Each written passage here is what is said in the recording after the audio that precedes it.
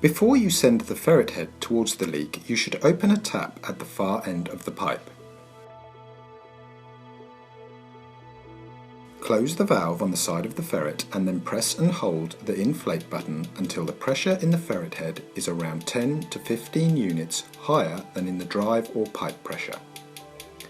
If the drive or pipe pressure is set close to the mains pressure, you will need to use the head boost. Use the inflate button until the pressure in the ferret head will not go any higher. Then slowly screw the head boost down clockwise. Slowly open the valve on the side of the ferret.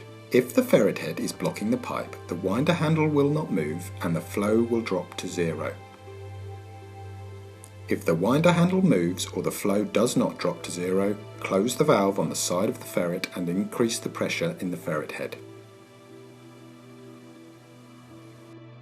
To make the ferret head move towards the leak, you need to reduce the pressure inside it. Before reducing the pressure, make sure you can see the umbilical cord, as it will start to move as soon as the correct head pressure is reached. If you use the head boost to inflate the ferret head, then slowly screw the boost up anti-clockwise. If you reach the upper limit on the boost, continue with the deflate button.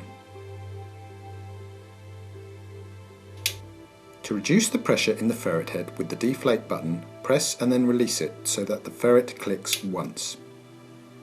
Pause after each click. Repeat the process until the umbilical cord starts to move. To make the ferret head move more quickly, slowly decrease the pressure inside it. To slow it down, increase the pressure inside it or throttle the flow by partially closing the valve on the side of the ferret. Never use the winder handle to stop the ferret head, it could burst it. Instead, close the valve on the side of the ferret. If you are working with small ferret heads, low drive or pipe pressure, or in corroded or metal pipes, you might need to help the ferret head move along the pipe by releasing the tension on the umbilical cord.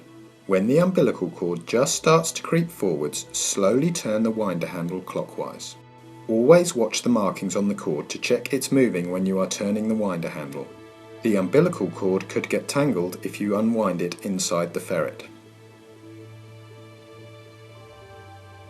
If the ferret head meets a restriction such as a fitting, it will stop.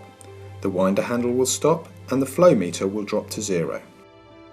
Turn the winder handle clockwise to put a small amount of slack in the umbilical cord. Slowly deflate the ferret head one click at a time. Pause after each click to see if the umbilical cord starts to move. When it starts to move, stop deflating and turn the winder handle clockwise so that the ferret head moves forwards at least 10 to 15 centimeters. 6 to 8 inches. This will ensure the ferret head has passed right through the fitting.